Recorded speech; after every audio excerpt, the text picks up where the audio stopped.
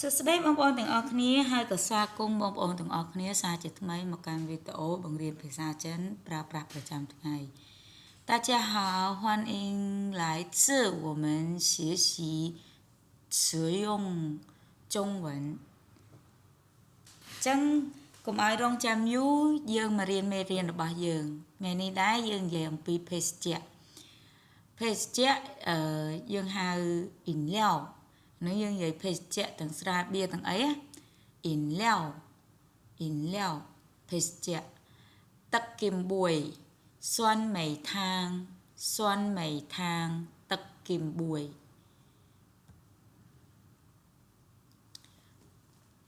Coca-Cola 可乐Fanta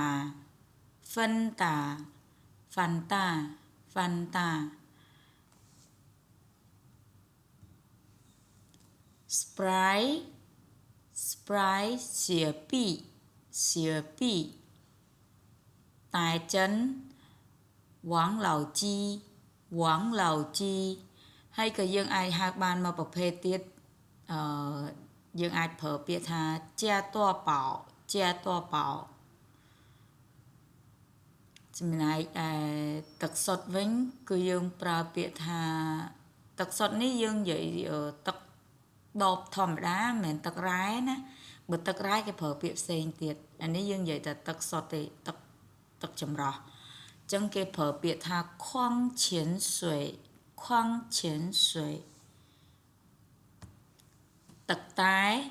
ឆាស្វីតែជ្រក់អ្នកណាគេចូលចិត្តញ៉ាំតែជ្រក់ខ្លះគឺយើងប្រើពាក្យថានីងមឹងឆា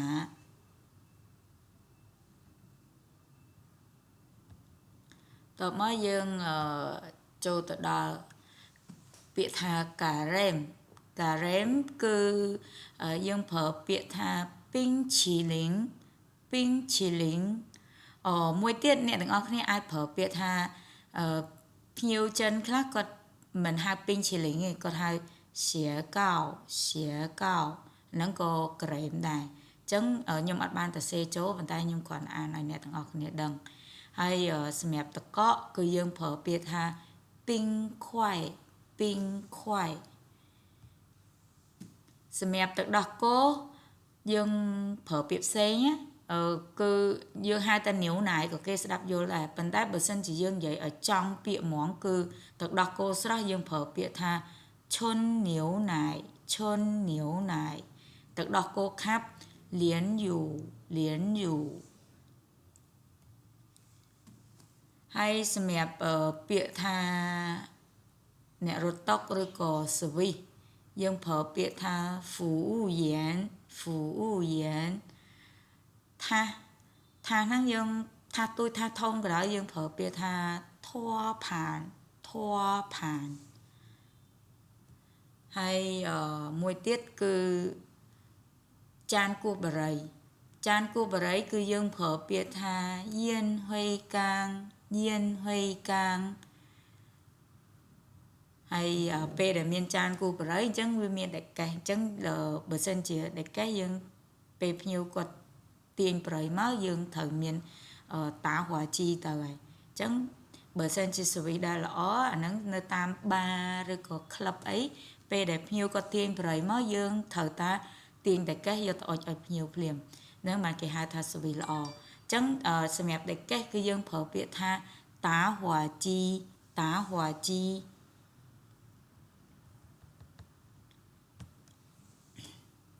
ហើយសម្រាប់ពាក្យឈើចាក់ធ្មេញយ៉ាឈៀន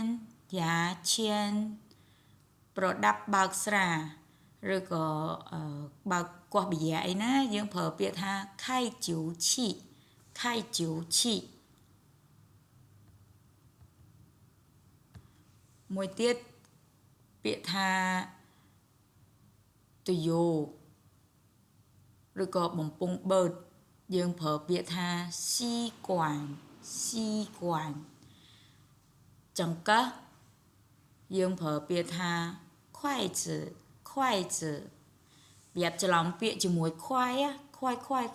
ហ្នឹងគឺលឿន khoai tiền anh ấy lườn tai tờ xe khó khnia tai an sự điện khnia anh ấy khoai chữ anh ấy chữ cờ chẳngสมัยเมเรียนยังថ្ងៃនេះមានតែប្រព័ន្ធនឹងទេហើយក៏អរគុណអ្នកទាំងអស់គ្នាសម្រាប់ការតាមដានវីដេអូមួយនេះហើយខ្ញុំនឹងបន្តស្រាវជ្រាវរកពាក្យថ្មីៗដែលប្រើប្រាស់នៅក្នុងភោជនីយដ្ឋានឬក៏ restaurant ចឹងពេលណាដែលយើងទៅស្រុកចិនឬក៏ចូលភោជនីយដ្ឋានអីយើងចេះពាក្យប៉ុណ្ណឹងគឺយើងអាចកំងម្ហូបញ៉ាំបានហើយតាក់ទងនឹងមនុយនៅក្នុងការប្រើប្រាស់ការកំងម្ហូបណាចឹងសម្រាប់អ្នកទាំងអស់គ្នាប៉ុណ្នេះគឺអាចតែចាំបានប៉ុណ្្នឹងហើយគឺនៅក្នុងភោជនីយដ្ឋានគឺហៅថាឲ្យមេដៃហ្មងណាអូខេអញ្ចឹងអរគុណបងប្អូនទាំងអស់គ្នាដែលតាមដានវីដេអូមួយនេះជួបគ្នានៅវីដេអូបន្ទាប់មកទៀតកុំភ្លេចចុច Subscribe Follow និងចុច Share ដើម្បីចែករំលែកចំណេះដឹងទាំងអស់នេះទៅកាន់បងប្អូនឬក៏មិត្តរួមការងាររបស់យើងដែលធ្វើការក្នុងវិស័យភោជនីយដ្ឋាននេះឲ្យគាត់បានចេះនិងងាយស្រួលរៀនអរគុណអ្នកទាំងអស់គ្នាចៃជាង